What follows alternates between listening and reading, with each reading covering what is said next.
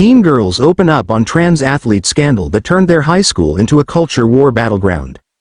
Martin Luther King High School has become the center of a national debate over transgender inclusion in girls' sports after two student athletes, Taylor Starling and Caitlin Slavin, publicly challenged the participation of a transgender runner on the girls' cross-country team. During a live press conference on X, hosted by California Family Council Outreach Director Sophia Laurie, Starling and Slavin expressed their frustration over what they described as an unfair competition dynamic. "It was confusing. This has never happened to me before," Starling said. "I didn't even think this was going to be happening to me. It was just surprising that there was going to be a guy running with the girls." Slavin, a freshman, echoed the sentiment, describing the situation as kind of crazy for her first year of high school. "Just having to compete against males when you shouldn't be is something that shocked me right away," she said. Varsity spot lost and growing backlash. Starling lost her varsity spot to the transgender athlete, who transferred to the school earlier in the year. In response, she and Slavin wore shirts reading, "Save Girls Sports," in protest.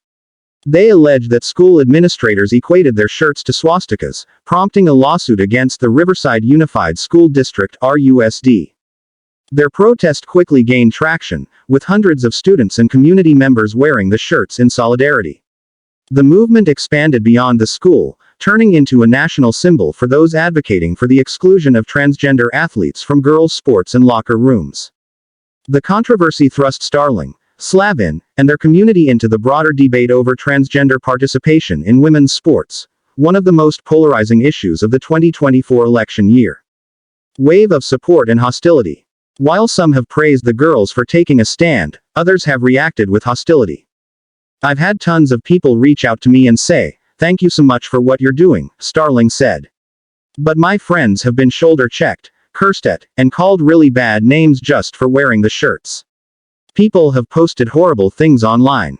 Slavin, who has long viewed sports as a stress reliever, now finds them a source of anxiety. "It's scary that this isn't always a stress-relieving place anymore with everything going on," she said.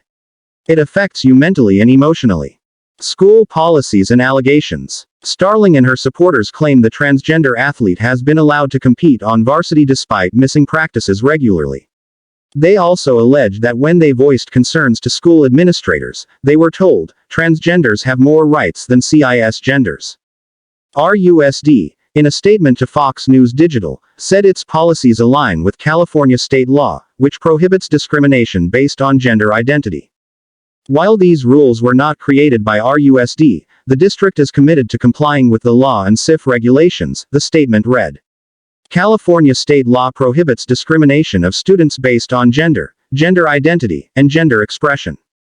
The district also pointed to officials in Washington, D.C., and Sacramento as the ones responsible for the policies, implying their hands were tied by existing laws. Protests, counter-protests, and national attention. The controversy reached a boiling point on December 19, when an RUSD school board meeting was met with heated protests from both sides. Supporters of the Save Girls Sports movement clashed with LGBTQ activists, with reports of verbal altercations outside the district office. Some adult protesters were coming up to the young girls who were going to speak and yelling in their faces, said Tori Hitchcock, president of Young Women for America's Inland Empire chapter. One anonymous parent described an incident where their 16-year-old son and others were confronted by LGBTQ supporters who walked past them, shouting expletives. Inside the meeting, the debate played out over nearly 5 hours, with impassioned speeches from both sides. Pro-trans rights activists waved pride flags and cheered their supporters, while Save Girls Sports advocates voiced their frustration over what they see as an erosion of fairness in female athletics. The bigger picture. The situation at Martin Luther King High School reflects the growing national divide on transgender participation in women's sports. Former President Donald Trump has pledged to ban transgender athletes from competing in girls' and women's divisions, and the Protection of Women and Girls in Sports Act is currently advancing through Congress after passing the House of Representatives. Until new legislation is enacted, Starling and Slavin say they will continue fighting for their cause. "We just ask people to pray for us," they said.